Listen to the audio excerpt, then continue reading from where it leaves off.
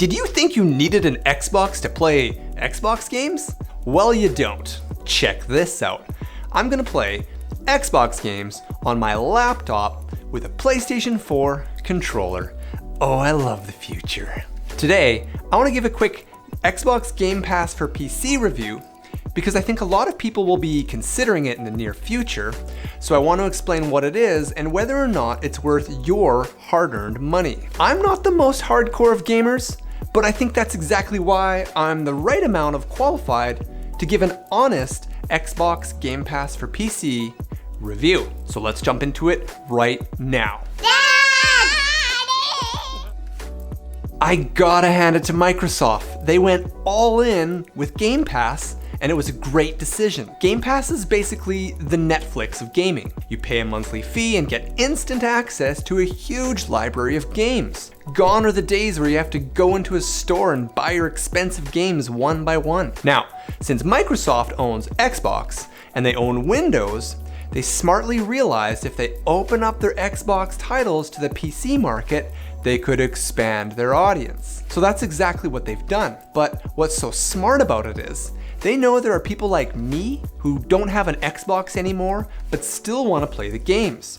So Xbox has segmented their service and made it accessible to people like me who only want to play their games on a computer. So I can buy Game Pass just for PC only and get a nice chunk of games at my disposal.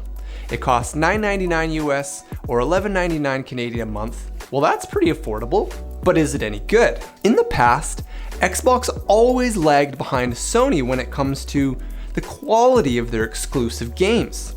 However, in the last few years, Microsoft has been heavily investing in the talent under their umbrella, and it's starting to show with the quality of their games and the quality of their service. Not only are we now getting brand new AAA titles included with Game Pass, we are getting access to them on launch day with everybody else. See, stuff like that is where it's at. Let's talk about what it's actually like using Game Pass on PC and where it shines. So I bought this laptop last year for my video editing. It's the Asus Zephyrus G15 and it has an RTX 2060. Which is quite capable for gaming. So I got a 3-month trial of Game Pass for $1. The app integrates nicely with Windows and it just works.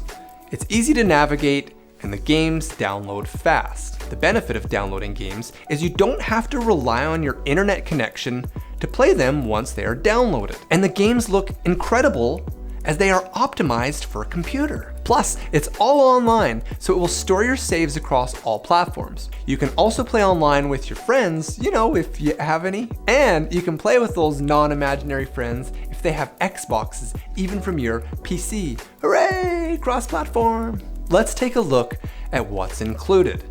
Check out some of these games. These are legit games. Not only has Microsoft been buying up all sorts of amazing studios, they recently acquired ZeniMax, which includes studios like id Software and Bethesda. These two alone are juggernauts and part of what makes this subscription not only awesome for right now, but all that talent is helping steer the ship that is Game Pass in a truly exciting direction. And on top of that insane deal, they have joined forces with EA, another heavy hitter. I will say though, if you want to play the EA games, they do make you install their own launcher on top of the Xbox launcher. Ew. So, you get full access to games on the EA playlist with your Game Pass subscription.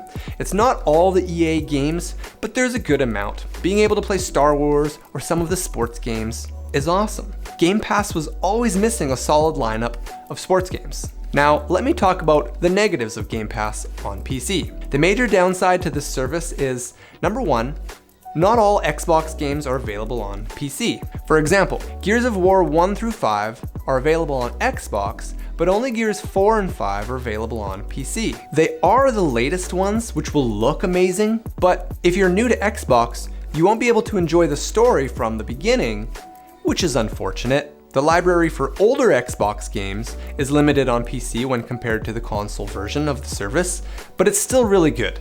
and I imagine it will get better in the future. The second downside is you are limited to playing games based on the power of your computer. Game Pass for PC does not include streaming.